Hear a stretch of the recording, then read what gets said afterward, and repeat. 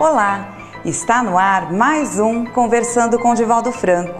No programa de hoje, você vai conferir um compacto especial dos programas que falaram sobre a mediunidade infantil e as mortes prematuras. Acompanhe a matéria. Seu filho anda lembrando de coisas que não viveu? Anda dizendo palavras que nem ao menos sabe o que significam? Conversa e brinca por horas com amigos invisíveis? Prepare-se, pois seu filho pode estar em contato mediúnico. Ele é loiro, ele tem olho castanho e na pele ele é macio. Esse é o Vinícius.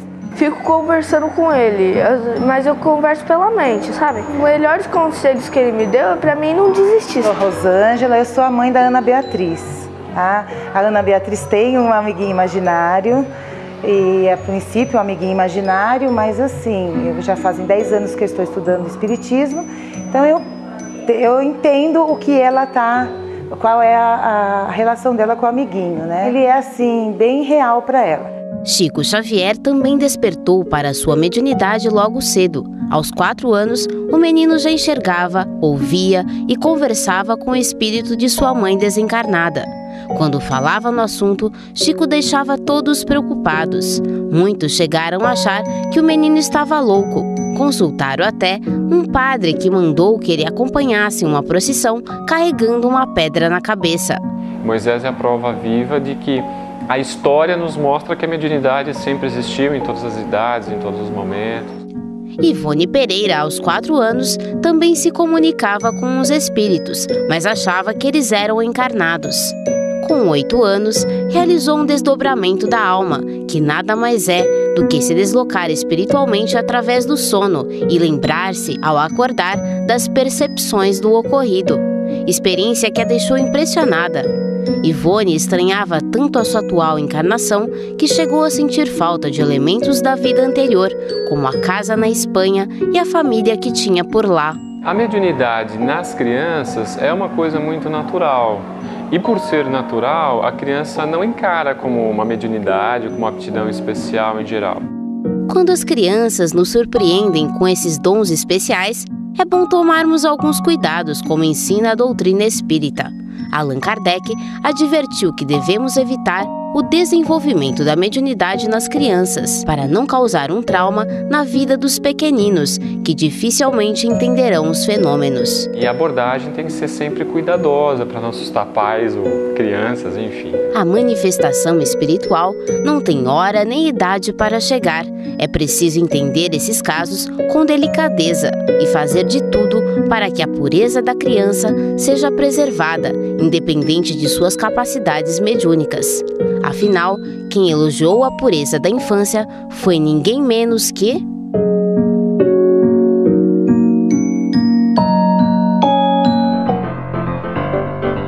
O tema mediunidade ele vem crescendo muito nos meios de comunicação.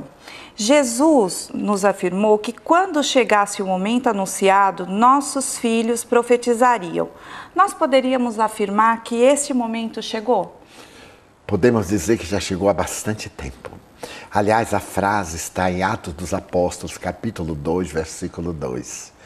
Disse o profeta Joel: nos últimos dias, disse o Senhor, vossos filhos e filhas profetizarão, vossos mancebos terão sonhos, vossos servos terão visões. Nesses dias derramarei o meu espírito sobre vós, e etc. Em todas as épocas, os fenômenos mediúnicos ocorreram com todos os indivíduos, desde a infância à senectude. Hoje, no entanto, o número de crianças médiums ostensivos é muito maior. Primeiro porque já existe uma compreensão mais profunda, inclusive da psicologia, que sempre admite a possibilidade da criança estar brincando com seu amigo imaginário, o que é muito positivo, porque na visão psicológica desenvolve a criatividade, desenvolve a experiência lúdica, a criança passa a ter momentos agradáveis de convivência, quando não se tratam de espíritos perversos. Porque o ser infantil é um espírito velho, o corpo é que é jovem, mas ali está alguém que traz todo um passado caracterizado por fenômenos de vária ordem, invariavelmente fenômenos negativos. E aparecem-lhes espíritos perversos, que eles tornam as noites insuportáveis, levando-os a pesadelos no momento do parcial desprendimento pelo sono. Então hoje é muito comum, e esse filme a que você se reportou, extraordinário, e que a criança tem a visão perfeita, fez-me lembrar-me das minhas experiências pessoais quando eu assisti mais ou menos entre 8 e 10 anos, quando foi projetado lá em Salvador. De uma cena há pouco tempo que passou numa novela da Globo, a mãe já desencarnada, ela balançava seus filhos num parque. Nós sabemos que pela doutrina espírita isso só seria possível se uma das crianças tivesse a mediunidade de efeitos físicos. Isso é possível nos dias de hoje? Sim. Muitas vezes os espíritos utilizam-se de energia de alguém que está nas cercanias e promove aquele movimento de natureza física usando o ectoplasma, não necessariamente no caso da criança, mas também tirando as energias da natureza. Há uma palavra sânscrita chamada Mahaprana, que seria a eliminação das forças vivas da natureza, na qual, Mahaprana, os espíritos podem trabalhar, naturalmente utilizando-se também dos nossos recursos de natureza ectoplásmica. É muito possível, porque a mudança de objetos de um lugar para o outro pode ocorrer quando há normalmente uma criança ou um adolescente, mas também quando existe alguém, não necessariamente dentro de casa, mas nas cercanias. Os espíritos retiram a energia e conduzem-na, fazendo pseudópodos, realizando membros de constituição ectoplásmica, mas com a mesma densidade da matéria conhecida por nós. Divaldo, com a chegada da nova geração, conhecida como crianças índigo e cristal, a mediunidade em crianças deve aumentar? Acredito que sim. Quando vejo, por exemplo, os DDAs e os TDAH, as crianças que têm dificuldade de aprendizagem e as crianças hiperativas. Aliás, nunca devemos nomear a criança com este ou com aquele título. Quando usamos a palavra índigo ou cristal, é apenas para caracterizar uma nova experiência. Mas a criança sempre é criança.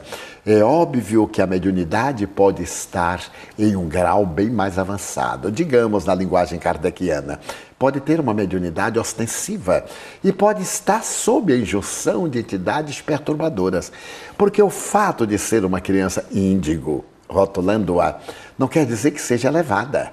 Porquanto os índigos, segundo os técnicos, estão classificados em 4 ordens. Os humanistas, por exemplo, os artistas, não são necessariamente moralmente evoluídos. Eles trazem uma grande experiência na arte, no sentimento da solidariedade, mas não do amor.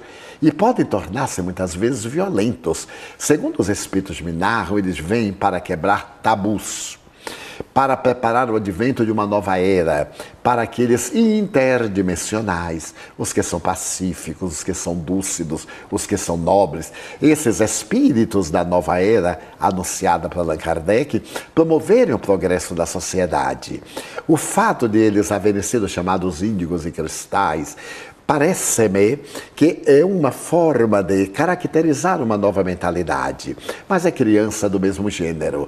Há aqueles que reagem muito à denominação, devem ter as suas razões, o que não implica que nós devamos mudar o nosso conceito em torno da ideia na qual encontramos fundamentos doutrinários. No próximo bloco, você vai relembrar os melhores momentos do programa sobre mortes prematuras. Nós vamos para um rápido intervalo e voltamos já.